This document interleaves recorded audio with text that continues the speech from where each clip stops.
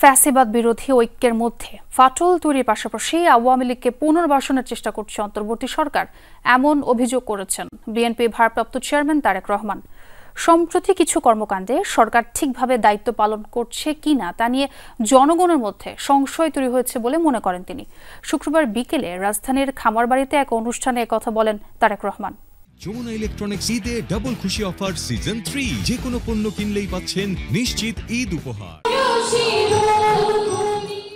রাজধানীর খামারবাড়িতে স্টার পুনর্মিলনী অনুষ্ঠানের আয়োজন করে বাংলাদেশ খ্রিস্টান ফোরাম। এতে অংশ নেন খ্রিস্টান ধর্মাবলম্বীর নানা পেশার মানুষ। আমরা বাংলাদেশী খ্রিস্টীয় সমাজ। অনুষ্ঠানে বক্তব্য রাখেন বিএনপি মহাসচিব মির্জা ফখরুল ইসলাম আলমগীর। ধর্ম নিয়ে সমাজে বিভাজন না করে সবাইকে ঐক্যবদ্ধ থাকার আহ্বান জানান তিনি। সমাজে যেন আমরা সেটাকে দিয়ে বিভাজন সৃষ্টি না করি, বরঞ্চ যেন ঐক্য সৃষ্টি করি, সেই কাজটাই আমাদের হওয়া উচিত।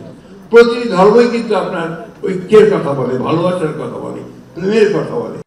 অনুষ্ঠানে লন্ডন থেকে ভার্চুয়ালি যুক্ত হন প্রধান অতিথি বিএনপির ভারপ্রাপ্ত চেয়ারম্যান তারেক রহমান। বলেন, নানা ইস্যু তৈরি করে ফ্যাসিবাদ বিরোধী ঐক্যের মধ্যে ফাটল তৈরির পাশাপাশি আওয়ামী লীগকে পুনর্বাসনের চেষ্টা করছে অন্তর্বর্তীকালীন সরকার। রাজনৈতিক দলগুলো আমরা যারা মাঠে ছিলাম, সেই দলগুলোর ঐক্যের মধ্যে ফাটল ধরানোর একটা ক্ষেত্র হয়তো তৈরি করতে চাইছে। তারেক রহমান বলেন, সম্প্রতি কিছু কর্মকাণ্ডে সরকার ঠিকভাবে দায়িত্ব পালন করছে কিনা তা নিয়ে জনগণের মধ্যে সংশয় তৈরি হয়েছে। বিভিন্ন কারণে অন্তর্বর্তীকালীন সরকার তাদের দায়িত্ব পালনে সক্ষমতার পরিচয় দিতে পারছে কিনা এ নিয়ে সমাজের বিভিন্ন শ্রেণী পেশার মানুষের মধ্যে কিন্তু ধীরে ধীরে সংশয় সৃষ্টি হচ্ছে। ভবিষ্যতে আর যাতে কোনো ষড়যন্ত্র দেশকে গণতান্ত্রিক পথ থেকে বিচ্যুতি করতে না পারে সে ব্যাপারে সজাগ থাকার আহ্বান জানান তিনি। আপনাদের আজ এবং আগামী হোক আরো সুন্দর।